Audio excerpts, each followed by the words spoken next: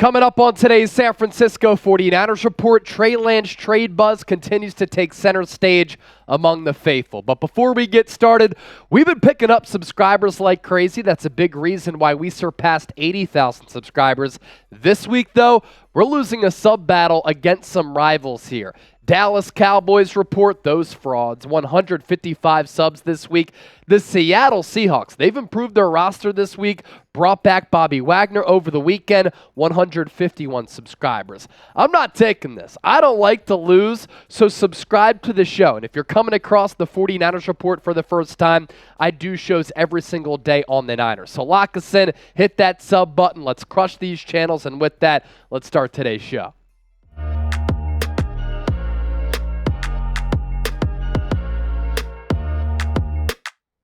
What's up? Welcome in. You're watching the San Francisco 49ers report by Chat Sports. I'm Chase Sr. No matter where you are or how you're tuned in, as always, appreciate all of you for making today's show a part of your day. It would not be possible without our friends at Rhone. If you're looking to spice up your wardrobe, the commuter collection could certainly help you do that. I'm wearing their commuter shirt, and for the faithful, a great deal, 20% off your order at Rhone.com/chatsports. If you're looking for dress shirts and dress pants that fit, that have high quality material, flexible fabric as well, Rhone is where it's at. Men's closets were due for a radical overhauling, and Rhone stepped up to the challenge. Their commuter collection, the most comfortable, breathable, flexible set of clothes known to man, and here's why. They have products for literally every occasion. Hosting shows here at Chat Sports, sitting in a cubicle, night out on the town, even 18 holes of golf. The most comfortable pants, dress shirts, quarter zips, and polos,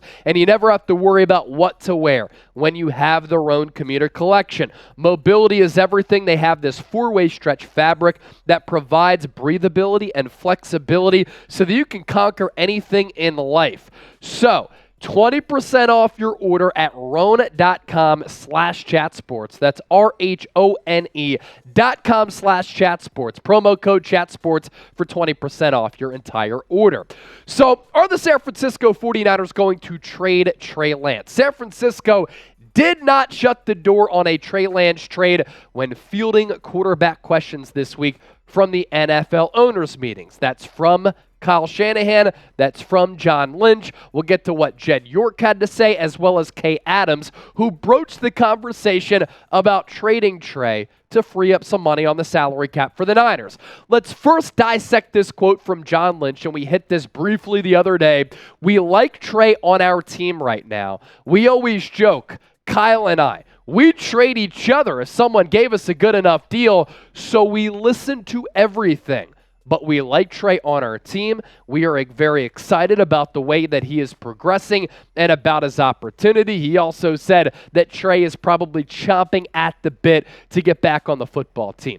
Now, my problem with that, if this is an organization that was infatuated with Trey Lance, John Lynch could have said that. John Lynch had an opportunity to shut the door definitively on these Trey Lance trade rumors. He didn't do that. He left the door wide open. And what's interesting here is that San Francisco said that Brock Purdy has earned the right to be the team's starting quarterback.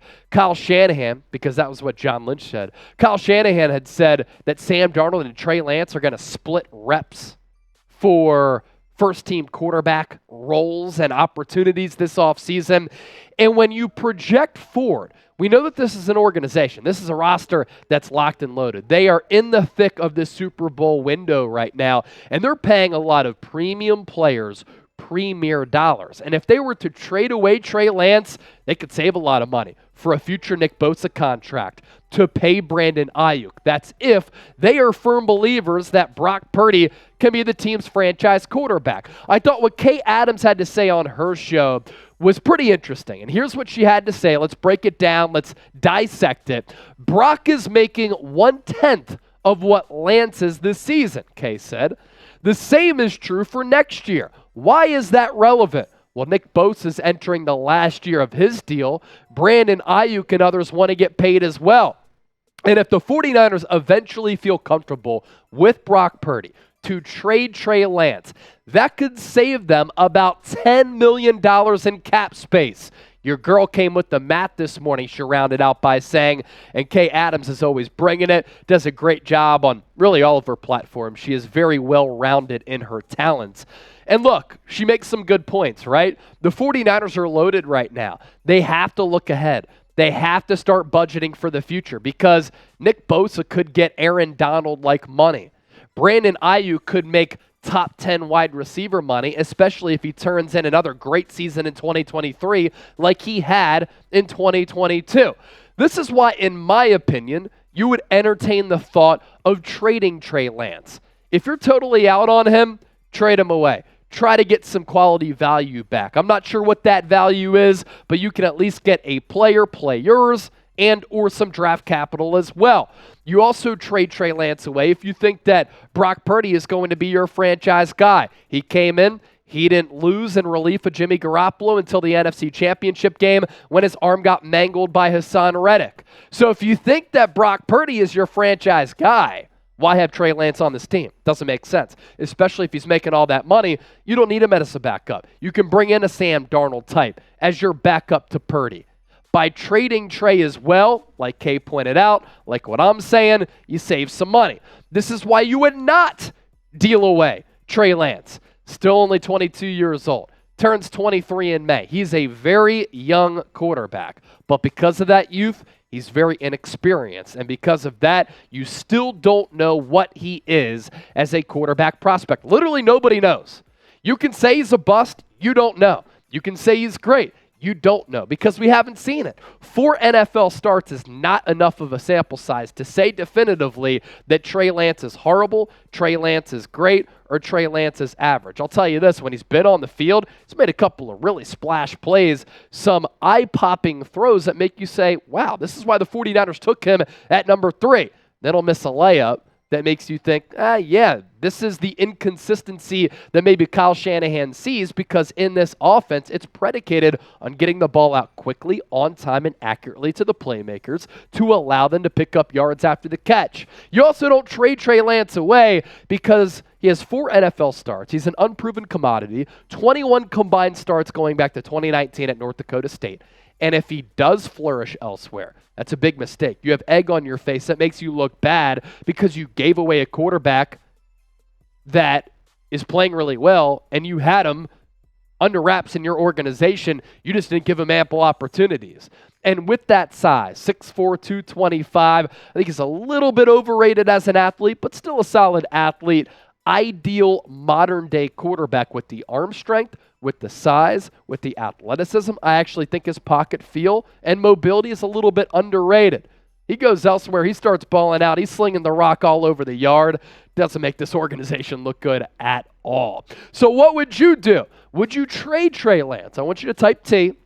Would you keep him? Type K for keep. Be the GM. Let me know down in the comment section.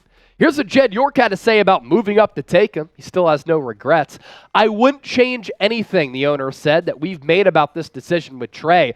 I think Trey has a chance to be great, but it's a bonus when you get somebody at the end of the 7th round that ends up coming in and being very impactful for your team. Exactly. And look, the 49ers took a risk in trading up for Trey Lance, and Brock Purdy ended up playing really, really good football at the end of last year. And it was kind of a win-win scenario for Brock Purdy. And unfortunately for Trey, it was a lose-lose because he gets injured, can't show what he can do. And then Brock Purdy comes in for Jimmy Garoppolo, and Jimmy Garoppolo and Brock Purdy both win in games. Look, this is also interesting.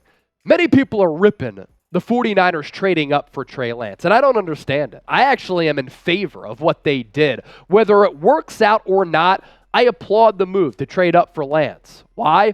Because aggressive businesses win. And the 49ers wanted an upgrade over Jimmy Garoppolo as a quarterback, and they continued to have lingering questions about Jimmy Garoppolo's availability.